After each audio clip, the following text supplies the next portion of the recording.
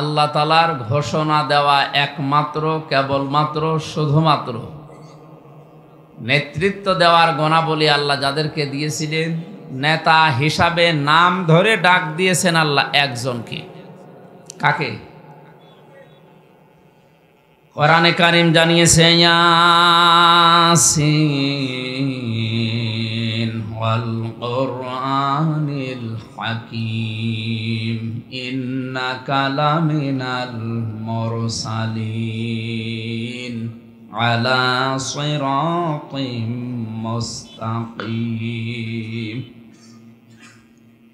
ইয়াসিন, হে নেতা। তাফসিরে কাবীর আল্লামা ফখরুদ্দীন রাজি রহমতুল্লাহ আলাইহি বিশাল তাফসিরে ইয়াসিন শব্দের ব্যাখ্যা করতে গিয়ে তিনি 5টি অর্থ দিয়েছেন। ইয়া মানে হে, সিন মানে সাজ্জেদ। সাইয়েদের ব্যাখ্যায় তিনি 5টি অর্থের প্রথম দিয়েছেন সাজ্জেদুল আলামিন, দ্বিতীয় নম্বরে সাজ্জেদুল বাশার, 3 নম্বরে সাজ্জেদুল কাউনাইন, 4 নম্বরে সাজ্জেদুল আম্বিয়া, 5 নম্বরে সাজ্জেদুল মুরসালিন। সাইয়েদুল আলম দেননি তিনি, আলামিন জানিয়েছেন। আলমের বহু বছর আলামিন জানিয়ে শুধু এই বাংলাদেশ, এই পৃথিবী না, যত জগৎ আল্লাহ বানিয়েছেন ওই সমস্ত জায়গায় যদি আল্লাহর সৃষ্টি থাকে, সেই জায়গার জন্যও আমাদের নবী মুহাম্মদুর রাসূলুল্লাহ নেতা। সাইয়েদুল বাশার, মানুষের নেতা। মানুষ নামে পদবাচ্যে যারা বিবেচিত, মানুষ দাবি করার পরেও কোনো মানুষ যদি বিশ্ব নবীকে নেতা মানতে না পারে, আল্লাহর দৃষ্টিতে সে আর মানুষ নেই। বিপরীতটা আশা করছে আপনার বিবেকে ধাক্কা লাগবে কথাগুলো, কারণ কোরআনে কারীম যদি কোনো মানুষের মন নরম করতে না পারে, ওর মন নরম করার জন্য দুনিয়ার কোনো যন্ত্র নেই। মানুষ দাবি করার পরেও যদি বিশ্ব নবীর নেতৃত্ব কারো ভালো না লাগে, তাকে যদি নেতা মেনে জীবন চালাতে না পারে, বুঝতে হবে ওটা মানুষ না, ওটা জানোয়ার। 3 নম্বরে সাজ্জেদুল কাউনাইন, শুধু এই জগৎ না, উভয় জগতেই তিনি আমাদের নেতা। 4 নম্বরে সাজ্জেদুল আম্বিয়া, শুধুমাত্র দুনিয়ার সাধারণ মানুষ না, নবী হিসাবে আল্লাহ যাদেরকে পাঠিয়েছেন দুনিয়ায়, তারাও মুহাম্মদুর রাসূলুল্লাহকে নেতা হিসাবে মেনে নিয়েছেন। 5 নম্বরে সাজ্জেদুল মুরসালিন, শুধু নবী না, রসুল হিসাবে আল্লাহ যাদেরকে পাঠিয়েছিলেন, এই সমস্ত রসুলরাও দুনিয়াতে ঘোষণা দিয়েছে আমাদের নেতা মুহাম্মদ সাল্লাল্লাহু আলাইহি সাল্লাম। মেরাজের এই রাতে আল্লাহর আসমানে বাইতুল মামুরে ফেরেশতারা নামাজ আদায় করে, নবীদের রূহকে আল্লাহ ওই জায়গায় হাজির করেছিলেন।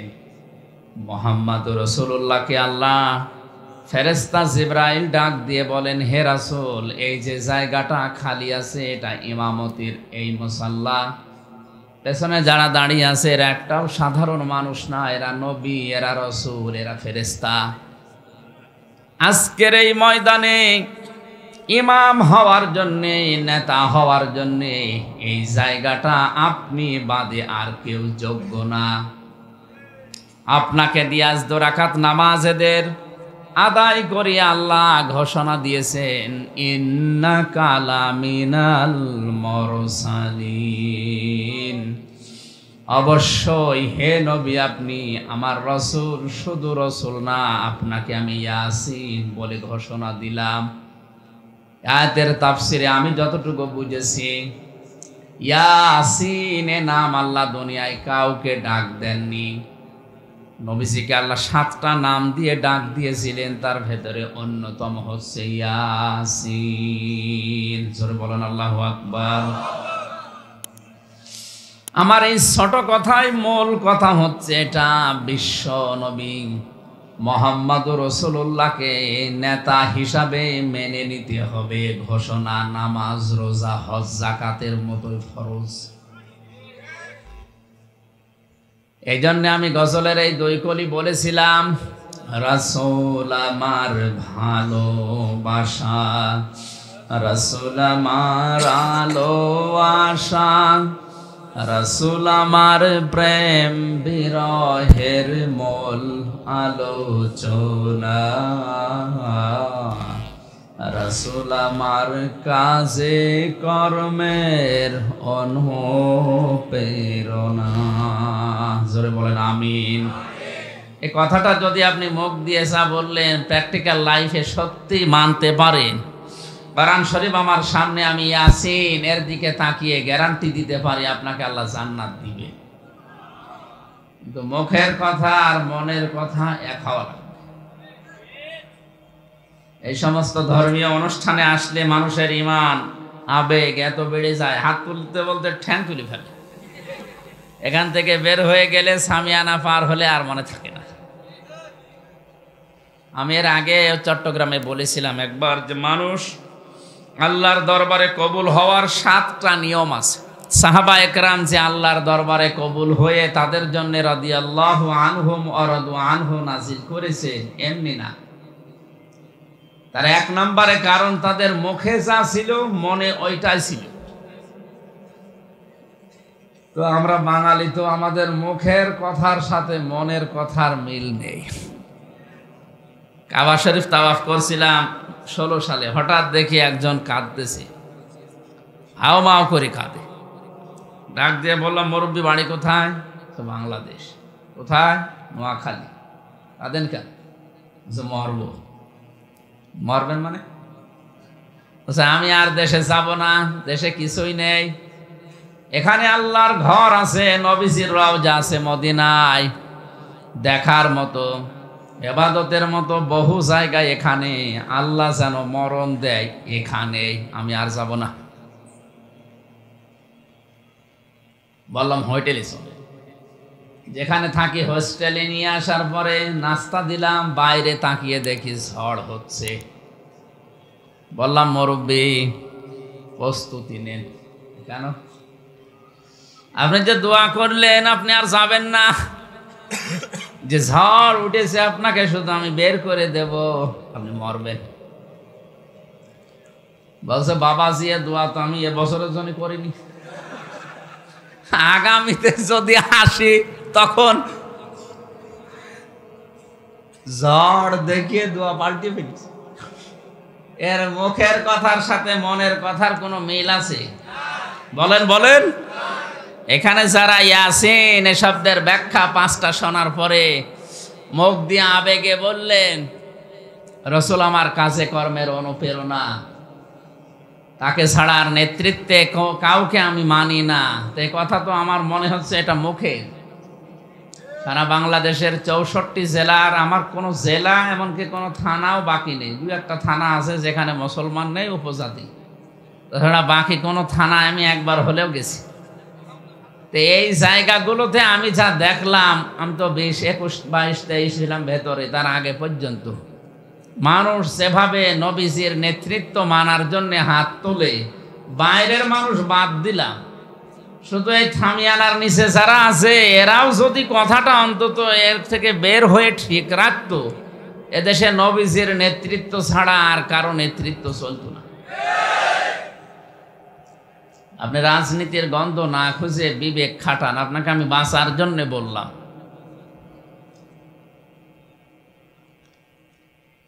ইমাম বুখারী রাহমাতুল্লাহ আলাইহি বুখারী শরীফ লেখার আগে আল আদাবুল মুফরাদ এ নামে একটা কিতাব লিখেছিলেন। তার 1ম নম্বরে তিনি দিয়েছেন 6টা, একটা হাদিসের 6টা ব্যাখ্যায় তিনি জানিয়েছেন। 3 নম্বর পয়েন্টে এটা আছে, কোনো মানুষ যদি বিশ্ব নবীকে পৃথিবীতে নেতা মানতে না পারে, মরণের পরে বিনা হিসাবে বিনা বিচারে ও জাহান্নামে। অনেকে মনে হয় সুবহানাল্লাহ। আপনি টের পাচ্ছেন এ কথার ওজন কত? আপনার বিচারও হবে না, হিসাবও নেবে না। এ দুনিয়াতে যাদের নেতা বিশ্ব নবী নেই, ওরা মরণের পরে বিনা বিচারে বিনা হিসাবে জাহান্নামী। আল্লাহ অন্তত আমাদেরকে যেন হেফাজত করেন, জোরে বলেন আমিন।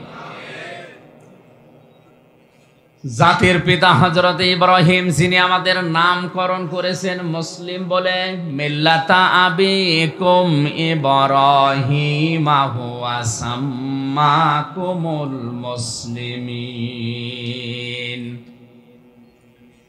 তোমাদের জাতির পিতা হিসাবে আমি আল্লাহ নিজে ঘোষণা দিলাম কোরআনে, তার নাম ইব্রাহিম আলাইহিস সালাম। তিনি তোমাদের নামকরণ করেছেন মুসলিম হিসাবে। সুতরাং মুসলিম আমরা যারা দাবি করছি, এই নবী ইব্রাহিম আলাইহিস সালামকে আল্লাহ পদে পদে প্রায় 9টার উপরে তিনি বড় বড় পরীক্ষা করেছিলেন। ওয়াইযিবতালা ইব্রাহিমা রাব্বুহু বিকালিমাতিন ফাতাম্মাহুন্না ক্বালা ইন্নী জাইলুকা লিন্নাসি ইমামা ক্বালা ওয়া মিন যুররিয়্যাতি ক্বালা লা ইয়ানালু আহদিজ যালিমিন। সূরা বাকারার 124 নম্বর আয়াতে আছে, বিবেক দিয়ে যদি আপনি একটা মিলাতে পারেন, একটা আয়াতই আপনাকে আল্লাহর জান্নাতের পথ দেখিয়ে দেওয়ার জন্য যথেষ্ট।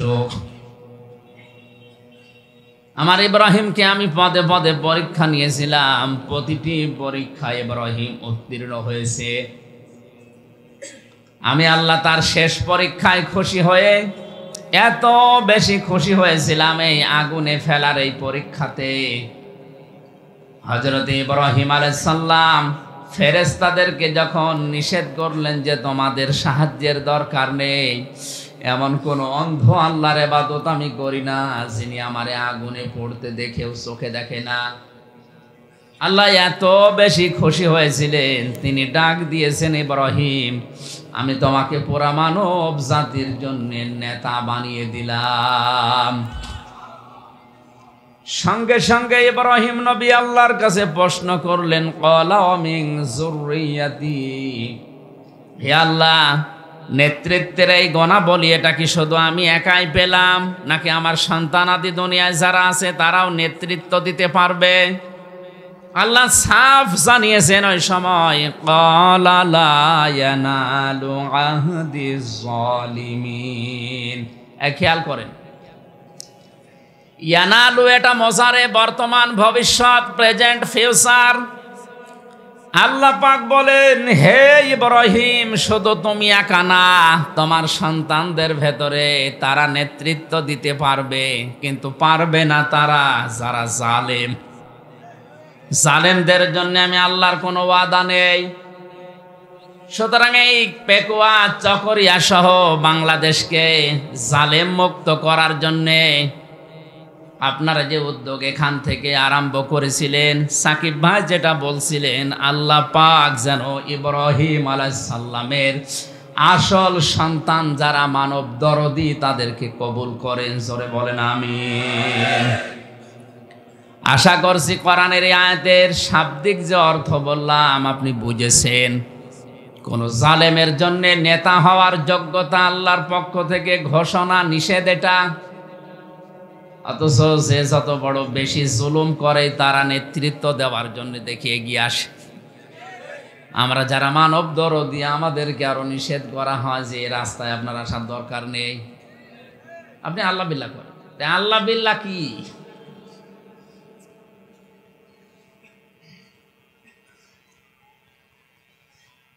সূরা মুদ্দাসসির থেকে আমি কয়েকটা আয়াত তেলাওয়াত করেছি। খুব অল্প সময় আমার শরীরের অবস্থা এবং আরেকটা অনুষ্ঠানের দিকে তাকিয়ে খুব অল্প সময় সামারাইজ করে কথাগুলো বলছি। আল্লাহ রাব্বুল আলামিন সাকার নামক একটা জাহান্নামের নামকরণ করেছে কোরআনে কারিমে।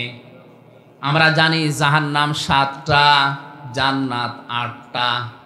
এটা জানি না আমরা? এটা আমাদের কথা বন্ধ করেন। ক্লাসে যে সমস্ত বইগুলো পড়ানো হয়, এখানে এই নিয়মেই লেখা আছে। কিন্তু কোরআনে কারিম জানিয়েছে জাহান্নাম একটা, দরজা 7টা, জান্নাতও একটা, দরজা 8টা। জান্নাতের স্তর তাফসিরে এবং হাদিসের ভাষা আমি 100টার উপরে পেয়েছি। কোরআনে কারিমে প্রায় 70টার উপরে নামকরণ করা আছে। আমরা যেহেতু আজকে জাহান্নামের একটা বিষয় তুলে ধরার জন্য আয়াত পড়েছি, তাহলে আজকে থেকে সূরা হিজরের 42 নাম্বার আয়াতে 42, 43, 44 এই নাম্বার আয়াতগুলোতে আছে লাহা সাবাতু আবওয়াব লিকুল্লি বাবিম মিনহুম জুজউম মাকসুম। আল্লাহ তাআলা বলেন জাহান্নাম একটা, জাহান্নামের দরজা স্তর 7টা। দুনিয়াতে যে যেই ধরনের আমল করবে, কাজ করবে, তাকে আল্লাহ ওই জায়গা, ওই দরজা দিয়ে প্রবেশ করাবে জাহান্নামে। জোরে বলেন নাউজুবিল্লাহ।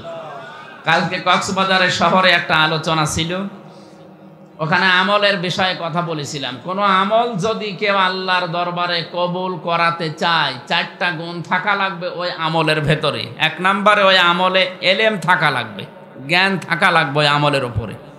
আন্দাজে কেউ আমল দিয়ে দিল, কাজ দিয়ে দিল, আপনি করতে আরম্ভ করবেন না, ওইটা আমল না, ওইটা আল্লাহর কাছে আহসানু আমালা না। আহসানু আমালা হওয়ার জন্য 4টা গুণ লাগে। কয়টা? আজকে থেকে একেবারে জীবনের শেষ দিন পর্যন্ত এটা মিলাবেন। দুনিয়াতে যে কোনো কাজ যদি ভালো হতে হয়, আহসানু আমালা যদি হতে হয়, গুণ লাগবে ওই আমলে, কাজে। কয়টা? 1 নম্বরে এলেম লাগবে, 2 নম্বরে ওর ভেতরে নিয়ত থাকা লাগবে, খালেস নিয়ত, 3 নম্বরে ওই কাজে ধৈর্য থাকা লাগবে, 4 নম্বরে ইখলাস থাকা লাগবে। তাছাড়া কোনো আমল আহসানু আমালা হবে না। ওই আমলগুলো করলে কোন জান্নাতের দরজা দিয়ে স্তরে আপনি থাকতে পারবেন, কালকে আলোচনা ছিল, আমি পুরাটা শেষ করতে পারি নাই। আজকে আয়াত পড়েছি যেহেতু জাহান্নাম সংক্রান্ত। যে যেই ধরনের কাজ দুনিয়ায় করবে, কিয়ামতের দিন আল্লাহ জাহান্নামের ওই দরজা দিয়ে তাকে প্রবেশ করাবে। আমরা দুনিয়াতে এই যে ক্লাস 1 থেকে 10 পর্যন্ত একটা হাই স্কুল মনে করে, এখানে যে যেই ক্লাসে পড়ে সে ওই দরজা দিয়ে প্রবেশ করে। ক্লাস 1-এ পড়ে, ক্লাস 9-এ যে ক্লাস করতে পারবে না। তাহলে দুনিয়াতে আপনি যেই কাজ করেছেন, কিয়ামতের ময়দানে আপনার জন্য ওই রকম স্তর আল্লাহ বানাবে। জান্নাতের স্তর আমি পেয়েছি 100টার উপরে, জাহান্নাম পেয়েছি মাত্র 7টা। বলেন বলেন, আপনি এখান থেকে আজকে যতটুকুই হোক আপনি মিলাবেন যে আপনার অবস্থান এখন কোথায় আছে, আপনি জান্নাতের দরজা না জাহান্নামের কোন দরজা দিয়ে প্রবেশ করার উপক্রম বা উপযুক্ত হয়ে আছেন। যদি থাকেন ওখান থেকে থেমে যাবেন, ফিরে আসবেন, তাহলে এই তাফসির মাহফিল সফল হবে। আল্লাহ আমাদেরকে এই ভাঙ্গা ভাঙ্গা গলায় যে কথাগুলো বলছি মেনে চলার যেন তৌফিক দেন। জোরে বলেন আমিন। আমিন। সূরা মুদ্দাসসির কোন সূরা? জবান খুলে বলেন কোন সূরা? মুদ্দাসসির। মুদ্দাসসির শব্দের শাব্দিক অর্থ কম্বলওয়ালা, চাদরওয়ালা। নবীজিকে আল্লাহ রাব্বুল আলামিন যে 7টা নামে ডাক দিয়েছিলেন দুনিয়ায় আদর করে, তার ভেতরে এই মুদ্দাসসির একটা। প্রথম নাম্বার একটা বলেনি কি? ইয়াসিন, তাহা, মুজাম্মিল, মুদ্দাসসির, আহমদ, মুহাম্মদ। আর একটা আছে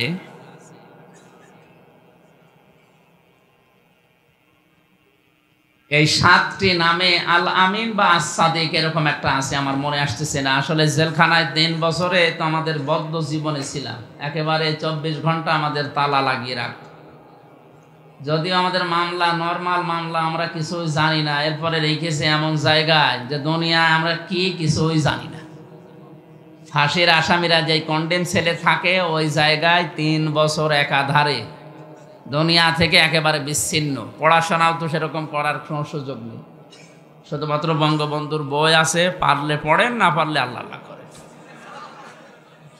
তো ও বই পড়তে পড়তে পুরো মুখস্থ করে ফেলিস। ওনার চেন সফর, ওনার সে রোজনামসা, কারণ 3 বছর তো আর কিছু নেই, শুধু ওইটাই আর কোরআন শরীফ। এই জন্য অনেক জানা জিনিস বা অনেক জানা জ্ঞান যেগুলো ছিল এগুলো ভুলে গেছি। আবার অন্তত এরকম অনুষ্ঠানগুলো 8-10টা করলে আশা করছি ঠিক হয়ে যাবে, আপনাদের দোয়া চাচ্ছি। আমার নানি শাশুড়ি বলছিলেন যে বক্তার গলা আর জুতার তলা সমান, মানে বক্তার গলায় কিছু বাঁধে না, কারণ জুতার তলায়ও কিছু বাঁধে না, বাঁধবে না ইনশাল্লাহ কয়েকদিন পরে।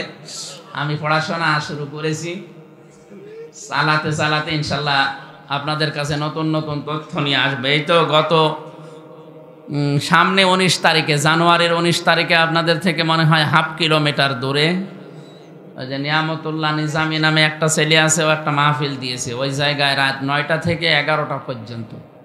ওখানে একটা গুরুত্বপূর্ণ বিষয়, ইব্রাহিম আলাইহিস সালামের জীবনের 50টা পরীক্ষা আমি ওখানে বলবো ইনশাআল্লাহ। আমার শরীর যদি সুস্থ রাখে আল্লাহ, আর যদি সঠিকভাবে আসতে পারি। আজকে এই মাহফিলটায় কাদের ভাই আসলে জোর করেই নেওয়ার মতো, বাড়ি আমার শ্বশুরের এলাকায়, আসলে না নিলে আবার ম্যাডামরে ধরবে, বাড়িতে সে ঝামেলায় পড়বো, বাধ্য হয়ে নেওয়া। বলছিল আধা ঘন্টা মতো একটু কথা সালাম বিনিময় করে আপনার ওই আসল মাহফিলে চলে যাবে। আপনারা আজকে অন্তত কিছু যেন মনে করেন না, আমি খুব অল্প সময় আরেকটা বোঝানোর চেষ্টা চালাচ্ছি। জবান খুলে আপনি একটু পড়েন, আউযু বিল্লাহি মিনাশ শাইতানির রাজিম।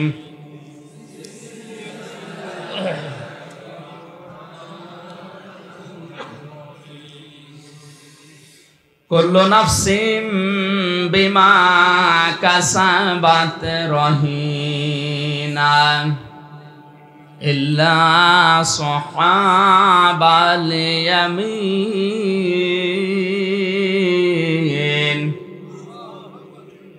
আল্লাহ পাক বলেন, দুনিয়াতে যে যেই ধরনের কাজ করবে প্রতিটি মানুষকে তার কাজ অনুযায়ী পুরস্কার বা শাস্তি দেওয়া হবে। কেউ কারো জন্য কাজের জন্য অন্তত দায়ী না। এখান থেকে ছোট্ট একটা তথ্য আমি পেয়েছি, আজ বাংলাদেশে যে যে জায়গায় আছেন অনেকে উপরের অর্ডার শুনে নিচের মানুষদের উপরে জুলুম অত্যাচার করে না, এটা এই দেশে নেই, আছে দুনিয়ার সব জায়গায় এটা চলছে। এই দেশে এখন দিন দিন বাড়ছে। বলে আমার কোনো দোষ নেই হুজুর, উপর থেকে অর্ডার। এই যে উপরের থেকে অর্ডার, এই কথা আপনি যতই বলেন না কেন, আপনার নিজের এই কাজের জন্য আপনি নিজেই দায়ী। হ্যাঁ, উপরে যিনি অর্ডার দিয়েছিলেন অন্যায় করার জন্য, এই অন্যায়ের জন্য সে দায়ী হবে, তার জন্য সে আলাদা বিষয়। কিন্তু এই কাজ করার জন্য যে গোনাহ হয়েছে, এটার জন্য আপনি দায়ী। কোরআনে কারিমে সূরা শূরা 42 নম্বর আয়াতটা আমার কাছে সবচাইতে ভয়ঙ্কর মনে হয়। ইন্নামাস সাবিলু আলাল্লাযীনা ইয়াযলিমুনান নাস ওয়া ইয়াবগুনা ফিল আরদি বিগাইরিল হক উলাইকা লাহুম আযাবুন আলীম। আল্লাহ পাক বলেন, আমি আল্লাহর অভিযোগ, আমি আল্লাহর মামলা, আমি আল্লাহ কেস করব তাদের বিরুদ্ধে যারা মানুষ হয়ে মানুষের উপরে জুলুম করছে, ভবিষ্যতে করবে। কক্সবাজারবাসী এখানে আল্লাহ ইয়াজলিমুন আল মুসলিমুনা দেননি, দিয়েছেন ইয়াজলিমুন আন নাস। এটা মজারে বর্তমান, ভবিষ্যৎ, প্রেজেন্ট, ফিউচার। পৃথিবীতে যে কোনো মানুষের উপরে যদি কেউ জুলুম করে, তার অধিকার নষ্ট করে, ওই লোকটা তখন নিজেই আল্লাহর মামলার আসামি হয়ে যায়। আমরা জানি দুনিয়াতে যে যে ধরনের, এই লোকটার মামলার বাদী যদি ওই রকম দুর্বল হয়, জেল থেকে বের হওয়া কোনো ব্যাপারই না। এই কথা বলছে না কেন? আপনার মামলার বাদী যদি হয় রাস্তার ফকির, জেলে যেতে দেরি, সকালে আপনি বের হয়ে যাবেন। মামলার বাদী যদি হয় আপনাদের এলাকার যিনি এমপি, বের হওয়া অত সহজ না। দেশের সর্বোচ্চ দায়িত্বে যিনি আছেন, তিনি যদি মামলার বাদী হয়, আপনার বের হওয়া কিয়ামত। তামাম দুনিয়ার যিনি মালিক, মহান রব্বুল ইজ্জাত ওয়াল জালাল, তিনি নিজে জানিয়েছেন আমি মামলার বাদী। এই আয়াতটা পড়ার পরে আমার মনে হচ্ছে বাংলাদেশে এখন অনেকেই আল্লাহর মামলার আসামি। আপনাকে আমি থামার জন্য বলছি, থামেন। কার জন্য জুলুম করছেন মানুষের উপরে, মানুষের অধিকারগুলো নষ্ট করছেন, আপনি টের পাচ্ছেন। আমির হামজা মঞ্জু সাহেব যদি কিছু নাও বলে, আপনি কিন্তু আল্লাহর টার্গেট। কিয়ামতে যিনি নিজে বিচার করবেন, তিনি যদি মামলার বাদী হয়ে আপনার বিরুদ্ধে দাঁড়ায়, রায় তো তিনি দিবেন। আলাইসাল্লাহু বিআহকামিল হাকিমিন, আমি কি সব চাইতে বড় বিচারক না? কে বলছেন? এই জন্য একটু থামা দরকার আমাদের। প্রত্যেকেই তার নিজের কাজকর্মের জন্য সে নিজেই দায়ী। আল্লাহ তাআলা এর আগে থেকে কিছু আলোচনা করতে করতে হঠাৎ করে আলোচনার ধরন পাল্টিয়ে ফেলেছেন। ইল্লা আসহাবাল ইয়ামিনি ফি জান্নাতি ইয়াতাসাআলুন, তবে ডানপন্থী যারা, তারা বাদ দিয়ে।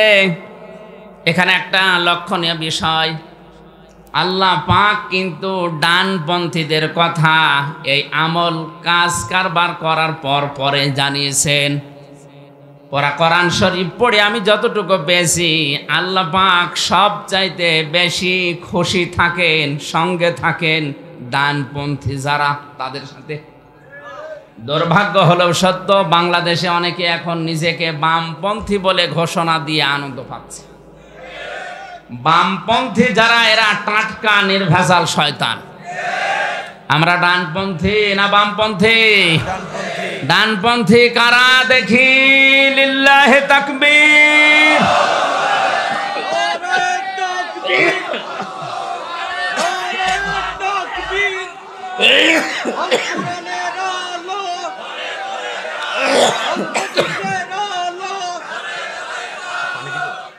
পানি খেলে গলা ভেঙে যাবে। মনে হয় নেই, থাক। আলহামদুলিল্লাহ ভাই, ঠিক আছে, স্লোগান দেওয়ার দরকার নেই। যে কথাটা বললেন এটা মরণ পর্যন্ত ঠিক থাকবে তো ইনশাআল্লাহ? আমরা ডানপন্থী না বামপন্থী? বামপন্থী বলে নিজেদেরকে যারা ঘোষণা দিয়ে আরো আনন্দ প্রকাশ করে, এরা কি মানুষ না জাহান্নামের কীট? আপনি আমল আখলাক আপনার চাই থাক, কম বেশি অনেকের আছে। বামপন্থী ঘোষণা দেন কোন কোন বিবেকে? ফি জান্নাতি ইয়াতাসাআলুন। আল্লাহ আলোচনার ধরন পাল্টিয়ে হঠাৎ ডানপন্থীদের কিছু গুণাগুণ বর্ণনা করতে গিয়ে বলেন, জান্নাতের ভেতরে কিছু মানুষকে জিজ্ঞাসা করবে, তারা নিজেরা জিজ্ঞাসিত হবে। ইয়াতাসাআলুন মানে জিজ্ঞাসিত হওয়া। কি জিজ্ঞাসা করবে? দুনিয়ায় আমি যাকে পছন্দ করতাম, ভালোবাসতাম, যার জন্য দোয়া করতাম, এই লোকটার দোয়া যদি কবুল হয়ে থাকে, কিয়ামতে আল্লাহ যে জান্নাতে আমাকে প্রবেশ করাবে, তার পাশাপাশি ফ্ল্যাটে ওই লোকটাকে আপনি দেখতে পাবেন। দুনিয়ায় দোয়ার যে মর্যাদা, যে কদর, এটা আমরা অনেকেই জানি না। অধিকাংশ মানুষ নবীজির কাছে যে হাদিয়া দিয়ে দোয়া চাইতেন, এখন এই সিস্টেমটা আস্তে আস্তে পাল্টিয়ে গেছে। এখন আমাদের আর দোয়ার দরকার হয় না। নবীজি নিজে সাহাবায়ে কেরামের কাছে দোয়া চেয়েছেন, অথচ তার আগে পেছনের সব অপরাধী আল্লাহ মাফ করে দিয়েছেন। তিনি একজন নিরপরাধ মানুষ, নিষ্পাপ মানুষ হওয়ার পরেও যদি দোয়া চাইতে পারেন, আমাদের কি হয়েছে? আমরা এই আমলটা আবার শুরু করব দুনিয়ায়।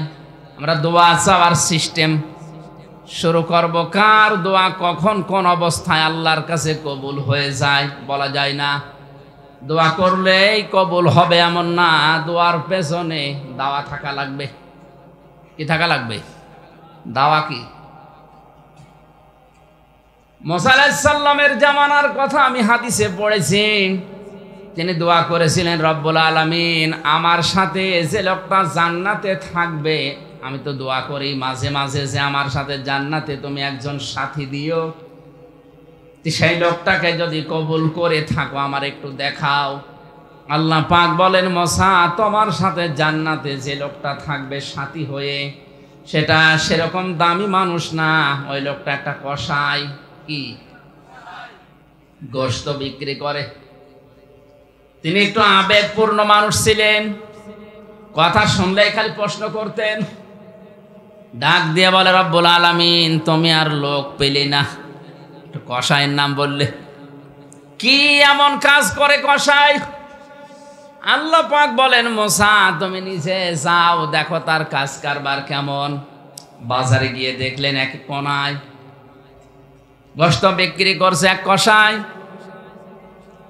গোশতের সুন্দর সুন্দর যে রানগুলো কলিজা এক জায়গায় রেখে বাকিগুলো বিক্রি করার পর ওগুলো বাড়িতে নিয়ে যাবেন। মুসা নবী পেছন দিয়ে ডাক দিয়ে বললেন, আল্লাহর বান্দা আমি আপনার বাড়ির মেহমান হতে চাই, রাজি আছেন? চলেন। বাড়িতে নিয়ে বসালেন, ঝোপড়ি থেকে কি যেন পারলেন, নিজের হাতে গোশতগুলো রান্না করে ওই মহিলার মুখে তুলে তুলে দিলেন। মেয়েটা দোয়া করছিল, রব্বুল আলামিন আমার এই সন্তানটা আমার স্বামী মারা যাওয়ার পর থেকে আজ পর্যন্ত আমার পেছনে যেভাবে খেদমতে লেগে আছে, আমি মায়ের কলিজা ঠান্ডা হয়ে গেছে। আমি দোয়া করলাম জামানার নবী মুসার সাথে আমার এই সন্তানকে তুমি জান্নাতে দিয়ে দিও। আল্লাহর নবী জানিয়েছেন, মা বাবা যদি মুখ থেকে সত্যি কিছু বের করে ওটা সঙ্গে সঙ্গে আরশে পৌঁছিয়ে যায়। এই জন্য দুনিয়ায় যার সাথেই বেয়াদবি করেন না কেন, অন্তত এই দুইজন থেকে খুব সেবে থাকা লাগবে, সতর্ক থাকা লাগবে। একজন নিজের আপন মা আর একজন নিজের আপন বাবা। অনেকেই দুইজনের সাথে বেয়াদবি করছে, কিন্তু অনেক বাবা আছে তাদের সাথে কোনো বেয়াদবি করেও না, করলেও ভয় পায়।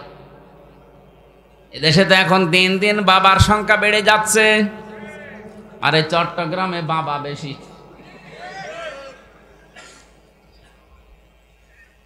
কোরআনে কারিমে আল্লাহ যেই মা বাবার নাম দিয়েছেন ওইটা কিন্তু নিজের আপন মা বাবা। ওরা কোরআনে কয়েক জায়গায় আল্লাহ জানিয়েছেন, ওয়াসাইনাল ইনসানা বিওয়ালিদাইহি ইহসানা। আল্লাহ পাক বলেন, আমি দুনিয়ার সব মানুষকে নির্দেশ দিয়েছি, উপদেশ দিয়েছি, নসিহত করেছি তারা যেন তার মা বাবার সাথে ভালো আচরণ করে। এখানে একটা শিক্ষা আছে, আপনারা আছেন তো ময়দানে? আল্লাহ পাক এখানে মা বাবার সাথে ভালো আচরণ করার কথা জানিয়েছেন। মা বাবার আইন মানা ফরজ না নফল? না না, কথা বুঝে বল। মা বাবার আইন মানা ফরজ। পৃথিবীতে একজনের আইন মানা শুধু ফরজ, তিনি আমাদের মালিক আল্লাহ। আর তার মাধ্যমে, তিনি যার মাধ্যমে আমাদেরকে শরীয়ত দিয়েছেন মুহাম্মাদুর রাসূলুল্লাহ, তার নির্দেশ কিছু কিছু আমাদের জন্য মানা নবুয়ত পাওয়ার পর থেকে মৃত্যু পর্যন্ত এই 23 বছর মানা ফরজ। আপনি উল্টাপাল্টা বাইরে ছড়াবেন না যে আমি নবীকে মানিনি, নবীকে ছোট করেছি, তা না। নবীজির জীবনের 23 থেকে 40 থেকে 63 এই কয় বছর? এই 23 বছরের সব কিছু মানা আমরা উম্মত দাবি করলে ফরজ। আর এর আগে তিনি যে কাজ কারবার করেছিলেন এই কাজগুলো আপনি যদি নাও মানেন আপনার ফরজ না। হেলফুল ফজল নামে একটা সংগঠন গঠন করেছিলেন 17 বছর বয়সে। এখন যদি কেউ এই সংগঠন না করে সে কি কাফের হয়ে যাবে? মা বাবার আইন মানা ফরজ না, মা বাবার সেবা করা ফরজ। কথা বুঝতেছেন? অন্তত এই দুই জায়গায় যেন বেয়াদবি না হয়, মা আর বাবা। আল্লাহ আমাদেরকে তাওফিক দিন দুনিয়ার জীবনে, জোরে বলেন আমিন। হযরতে মুসা আলাইহিস সালাম লোকটাকে ডাক দিয়ে বল, আল্লাহর বান্দা এই মেয়েটার মুখ থেকে যে কথা শুনলাম, কে এটা? বলে আমার মা। প্রতিনিয়ত এই জন্য আমার জন্য দোয়া করে। আপনি আমার মেহমান, আপনি বলেন তো দেখিয়ে দোয়া কি কবুল হওয়া সম্ভব? মুসা আলাইহিস সালাম চোখের পানি ফেলে দিয়ে বলে, আল্লাহর বান্দা এ দোয়া কবুল হয়েই গেছে। আমি জামানার নবী মুসা তোমাকে সুসংবাদ দিয়ে গেলাম আল্লাহর পক্ষ থেকে, তুমি আমার সাথে জান্নাতে সাথী হয়ে থাকবে। জোরে বলেন সুবহানাল্লাহ। এই কসাই এমনিতেই জান্নাত মুসা আলাইহিস সালামের সাথে সাথী হতে পারেনি, শুধু তার মা দোয়া করেছিলেন, এমনিতেই না, দোয়ার পেছনে দাওয়া ছিল, মায়ের খেদমত।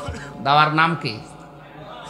আমরাও যদি দুনিয়াতে কারো জন্য দোয়া করি, এই দোয়ার পেছনে যদি দাওয়া থাকে, বিস্তারিত দাওয়ার বর্ণনায় গেলাম না। যদি কোনো মানুষ আপনার জন্য দোয়া করে, এটা যদি কবুল হয়, কিয়ামতের ময়দানে ফ্ল্যাট সিস্টেম যে জান্নাতগুলো আল্লাহ বানিয়েছেন, পাশাপাশি ফ্ল্যাটে আপনি তার সাথে থাকতে পারবেন। বারান্দায় বেলকনিতে যাওয়ার পরে দেখবেন ওই লোকটা কি, আপনি এখানে, আপনার জন্য আমি দোয়া করেছিলাম, আসেন বসেন। এক জায়গায় একে অপরকে প্রশ্ন করবে, খোশ গল্পে মাতবে, হঠাৎ করে তাদের নজর চলে যাবে জাহান্নামের দিকে। একজন আর একজনকে প্রশ্ন করবে, ভাই এই যে মানুষগুলো পড়ে আছে জাহান্নামে, এগুলো তো অনেকেই পরিচিত মনে হচ্ছে, এ তো আমার এলাকার মেম্বার, এ তো আমার এলাকার চাচাতো ভাই, এরা পড়ে আছে কোন কারণে আপনি জানেন? মনে বলবে, না আমি তো জানি না, চলেন ওদের কাছে জিজ্ঞাসা করি। আনিল মুজরিমিনা মা সালাকাকুম ফি সাকার। যারা এই সাকার নামক জাহান্নামে পড়ে আছে, এদেরকে জিজ্ঞাসা করবে, আপনারা জাহান্নামে এসেছেন কোন কারণে? ফেরেশতা মালিককে প্রথমে জিজ্ঞাসা করবে, দারওয়ান ফেরেশতা মালিক, অভিভাবক দায়িত্বে যিনি আছে তাকে। হযরতে মালিক ডাক দিয়ে বলবে, আল্লাহর বান্দারা, আমি জানি না, ওদেরকেই জিজ্ঞাসা করেন কেন ওরা পড়ে আছে এই সাকারে।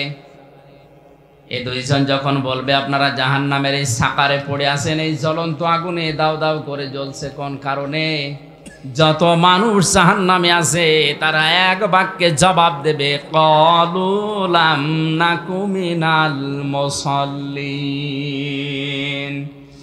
এখানে কলানা, কলানা, কলু বহুবচন, যত মানুষই জাহান্নামে আছে ওরা এক বাক্যে বলবে, আমরা নামাজ পড়তাম না। বাংলার মুসলমানেরা কোনো হিন্দু কি বলবে, আমি নামাজ পড়তাম না? কথা বলে না কেন? কোন খ্রিস্টান, ইহুদি, বৌদ্ধ বলবে, আমি নামাজ পড়তাম না, ওদের নামাজই নেই। তাহলে এ কথা বলতে পারে কে? আরো জোরে বলেন। যে মুসলমান দাবি করার পরেও নামাজ পড়ে না, সে যে দল করুক না কেন, ও জাহান্নামে যাবে। টাটকা ফতোয়া, আর কারো ফতোয়া লাগবে? এই জন্য আহ্বান জানাচ্ছি, আজকের এই ময়দানে যেহেতু এটা ক্যামেরা ভিডিও হচ্ছে, কালকেই ছড়াবে, সারা দুনিয়ার 175 কোটি মুসলমানকে বলছি, আপনি যদি মুসলমান দাবি করার পরেও নামাজ না পড়েন, নামাজ আদায় না করেন, নামাজ কায়েম না করেন, অবশ্যই আপনাকে জাহান্নামে যাওয়া লাগবে, সাকার নামক এই জাহান্নামে। তাহলে মুসলমান দাবি করার পরেও জাহান্নামে সাকারে যাবে তারা, যারা কি করতো না। আরো জোরে বলেন। নামাজ পড়েও আবার অনেকে জাহান্নামে যাবে। এবার প্রশ্ন আমার অনেকের মনে, যে তাহলে নামাজ না পড়াই তো ভালো। ফাওয়াইলুল লিল মুসাল্লিন আল্লাযীনা হুম আন সালাতিহিম সাহুন। আল্লাহ পাক বলেন, আক্ষেপ, আফসোস, ধ্বংস হয়ে যাক ওই মানুষগুলো, ওই মুসল্লিগুলো যারা নামাজ পড়ে। কোন নামাজি? যারা তাদের নামাজ সম্পর্কে উদাসীন। নামাজের ভেতরে যদি 4টা জিনিস না পাওয়া যায়, তাহলে ওই নামাজ পড়া না পড়ার সমান। 1 নম্বরে, নামাজে আপনার খুশু খুজু লাগবে। কি লাগবে? খুশু খুজু মানে ধীর স্থিরতা, মন থাকা লাগবে নামাজে। সাহাবা একরামের নামাজ আল্লাহর দরবারে কবুল হওয়ার পেছনে অন্যতম কারণ ছিল তাদের নামাজে ছিল খুশু খুজু। হযরতে তালহা রাদিয়াল্লাহু তাআলা আনহুর জীবনী পড়লাম, তিনি নামাজে দাঁড়িয়েছেন, পাশেই তার বাচ্চাটা খেলা করছিল। পাহাড়ি এলাকা থেকে একটা সাপ এসে বাচ্চাটাকে জড়িয়ে ফেলেছে। হযরতে তালহার স্ত্রী আশপাশের মানুষজন ডাক দিয়ে সাপটাকে মেরে বাচ্চাটাকে বিপদ মুক্ত করে বসে আছে। নামাজ শেষ হওয়ার পরে বললেন, স্ত্রী এতগুলো মানুষ হইচই হচ্ছিল কি? বলে, আপনি কিছুই টের পাননি? বাচ্চাটাকে সাপে জড়িয়ে ফেলেছিল, আপনি নামাজে আছেন, এই জন্য আশপাশের মানুষ ডাক দিয়ে সাপ মেরে বাচ্চাকে বিপদ মুক্ত করে আমরা আছি, এই জন্য গ্যাঞ্জাম হচ্ছিল। হযরতে তালহা নামাজের ভেতরে দাঁড়িয়ে সাপে বাচ্চা জড়িয়েছে, মানুষজন এসেছে মুক্ত করেছে, উনি কিছুই টের পাননি। কি তেলাওয়াতে ছিলেন? স্ত্রী ডাক দিয়ে বলে, স্বামী আমার, এতগুলো কাজ আপনার সামনে ঘটে গেল, আপনি কিছুই টের পেলেন না? তালহা রাদিয়াল্লাহু তাআলা আনহু বলেছিলেন, স্ত্রী নামাজে দাঁড়িয়ে আমার আল্লাহর সাথে আমার কথা হচ্ছিল। নামাজের ভেতরে যদি মন এদিকে ওদিকে চলে যায়, ওই নামাজ আর নামাজ থাকে না। সাহাবায়ে কেরামের খুশু খুজুর নামাজ আর আমাদের নামাজ আকাশ আর পাতাল। এজন্য এখানে যারা এসেছেন আহ্বান জানাচ্ছি, আপনি নামাজ আরম্ভ করেন খুশু খুজু নিয়ে। আর খুশু খুজু আসবে তখন যখন নামাজের তেলাওয়াতকৃত বিষয়গুলো আপনি বুঝবেন। নামাজে দাঁড়িয়েই যখন মানুষ বলে আল্লাহু আকবার, দুনিয়ার সব কিছুর তুলনায় আমার আল্লাহ বড়, ওর পেছনে সব কিছু ছোট হয়ে যায়। এটা মন থেকে মুখ দিয়ে কোনো মানুষ যদি বলে, আমার মনে হয় নামাজে দাঁড়ালে আমার আল্লাহর দর্শন পাওয়ার কথা। নামাজে দাঁড়িয়ে তুমি এমনভাবে চিন্তা ভাবনা করো যেন তুমি আল্লাহকে দেখতে পাচ্ছ। যদি দেখতে নাও পাও, এই চিন্তা ভাবনা যেন মনের ভেতরে আসে, মহান আল্লাহ অবশ্যই আমাকে দেখছে। নামাজের 2 নম্বরে তেলাওয়াতকৃত বিষয়গুলো আমাদের বোঝার জন্য সর্বোচ্চ সূরা ফাতিহা বাদ দিয়ে 4টা সূরা অর্থ ব্যাখ্যা বিশ্লেষণ একটু কষ্ট করে আয়ত্ত করে নেবেন। খুব বেশি যদি আপনার মুখস্থ করা সম্ভব না হয়, সূরা বাকারা সূরা ফাতিহা বাদ দেওয়ার মাত্র 4টা সূরা হলে আপনার নামাজ হয়ে যাচ্ছে। ছোট ছোট হোক, কিন্তু বিষয়গুলো যদি আপনি নামাজের ভেতরে দাঁড়িয়ে বোঝেন যে কি বললাম, যখনই বলবেন ইন্না আ'তাইনাকাল কাউসার ফাসাল্লি লিরাব্বিকা ওয়ানহার ইন্না শানিআকা হুয়াল আবতার। নবীজির বিষণ্ণ জীবনে আয়াতগুলো এত প্রশান্তি এনে দিয়েছিল। আমি জেলখানায় 3 বছরের ভেতরে মাঝে মাঝেই মানুষ হিসাবে এই কন্ডেম সেলের ভেতরে বহুবার আমি হতাশ হয়ে গেছি। যখনই বলতাম ইন্না আ'তাইনাকাল কাউসার, মনে হতো আমার আল্লাহ এই মাত্র এই সুসংবাদ আমার এই শোনাচ্ছেন। এজন্য নামাজের ভেতরে যা পড়ছি ওটা যদি আমি বুঝি, আমার মন আরো স্থির হবে, আল্লাহর প্রতি ভরসা এটা আরো বেড়ে যাবে। কোন মানুষের ভরসা যদি আল্লাহর প্রতি বেড়ে যায়, আজকে আসার সময় পড়ছিলাম, কোন মানুষ যদি মনের অশান্তিও এ কথা বারবার বলতে থাকে, হাসবুনাল্লাহু নি'মাল ওয়াকিল নি'মাল মাওলা ওয়া নি'মান নাসির, মনের অজান্তেও যদি কেউ বলে আল্লাহ আমার জন্য যথেষ্ট, মহান আল্লাহ এই লোকটা জানে না কি জন্য বলেছে, কিন্তু আল্লাহ তার ফেরেশতাদের নিয়ে এই লোকটা সম্পর্কে গর্ব করেন। এজন্য আল্লাহর উপরে ভরসা বিপদে পড়লে আমাদের বাড়ে, আমাদের ভরসাটা আরো বেশি বাড়ানো দরকার। আমি কথা বলছিলাম, নামাজ আদায় করে অনেক মানুষ জাহান্নামে যাবে, তার অন্যতম তারা যারা সাহুন, নামাজ সম্পর্কে উদাসীন, খুশু খুজু নেই, নামাজের ভেতরে কি পড়ে এটা বোঝে না, নামাজ যে শিক্ষা দিতে চায় ওটা তার প্র্যাকটিক্যাল লাইফে নিয়ে যায় না। এ মানুষগুলো নামাজ পড়ার পরেও ধ্বংস হয়ে যাবে, আল্লাহর ভাষায় জোরে বলে নাউজুবিল্লাহ। প্রথম নাম্বারে যারা বলছে আমরা নামাজ পড়তাম না, নামাজ পড়লে এগুলো আমাদের ছিল না, এই জন্য নামাজ পড়া না পড়া তাদের জন্য যেহেতু সমান, সুতরাং আমরা মুসলিম দাবি করছি, যারা যাই করেন না কেন অন্তত ফরজ নামাজগুলো আপনি ছাড়বেন না, তাহলে আল্লাহর জিম্মা থেকে, আল্লাহর আয়ত্ত থেকে আপনাকে আল্লাহ বের করে দেবে। আর আল্লাহর দায়িত্ব থেকে কোনো বান্দা বান্দি যদি বের হয়ে যায়, ওই 1 সেকেন্ড অন্তত চলার কথা না। চলতে গিয়ে হঠাৎ পা পিছলিয়ে বা পা বাঁকা হয়ে পড়ে গেলেন, পা ভেঙে গেল, আল্লাহর দায়িত্ব ছাড়া 1 সেকেন্ডও সুস্থ থাকাও সম্ভব না। অথচ ফরজ নামাজ যদি কেউ ছেড়ে দেয়, আল্লাহ পাক বলেন ওর দায়িত্ব আমি আল্লাহ ছেড়ে দেই। জোরে বলেন নাউজুবিল্লাহ। আমি আশা করতে পারি এই মাহফিলের এই ময়দানে মানুষ যারা আছে, অন্তত জীবনে যতদিন আজরাইল না আসে ফরজ নামাজ ছেড়ে দেব না। কারা রাজি আছেন প্রাপ্ত যারা? লিল্লাহি তাকবীর। মাহফিল ইনশাআল্লাহ সাকসেস হবে যদি এই কথাগুলো আমরা ঠিক রাখতে পারি। দ্বিতীয় নম্বরে ওরা ডাক দিয়ে বলবে অলাম না কোনো তিমুল মিসকিন, আমরা এতিম মিসকিনদের খাবার দিতাম না। দারিদ্র মুক্ত সমাজের জন্য আমাদের কোনো ভূমিকা ছিল না। আজ অনেকেই শুধু নিজে খাবো, নিজে পরবো, নিজের আখের গোছাবো এই চিন্তায় আছে। এগুলো হচ্ছে না। এখান থেকে টাকা পয়সা বিদেশে পাঠিয়ে স্ত্রীর নামে ঘর বাড়ি বানিয়ে নাম দিয়েছে বেগম পাড়া। অথচ যারা নিজের শুধু খেয়ে পরে বাঁচবো, অন্যের চিন্তা ভাবনা মানুষের মাথায় নেই, এই মানুষগুলো মুসলমান দাবি করার পরেও জাহান্নামে যাবে। এই জন্য এতিম মিসকিন অসহায় মানুষের খোঁজ খবর রাখা, দারিদ্র মুক্ত সমাজের জন্য ভূমিকা রাখা, এটা যদি কেউ না রাখে তার কিন্তু কপাল নষ্ট হবে। 3 নম্বরে ওয়াকুন্না নাখুদু মাল খায়দিন, আমরা সমালোচনা যারা করতো তাদের সাথে মিশে আরো সমালোচনা করতাম। এটা আজ বাংলাদেশে দিন দিন বেড়ে যাচ্ছে। একবার কোন জায়গায় জানো, সেই 20 সালে, 3 বছরে তো অনেক মনে নেই, একবার খাবার খাচ্ছিলাম কোন জেলায় জানো, খাবার খেয়ে এই যে থাল চেটে খায় অনেকে, এটা সুন্নাত। এগুলো হজম শক্তিকে বৃদ্ধি করে, এরপরে আরো অনেক উপকার আছে। এই পাশে 3-4 জন লোক বসে খাবার খাওয়ার সময় আমার দিকে তাকিয়ে বলছে, যেভাবে থাল চেটে খায় মনে হচ্ছে থালও খেয়ে ফেলবে।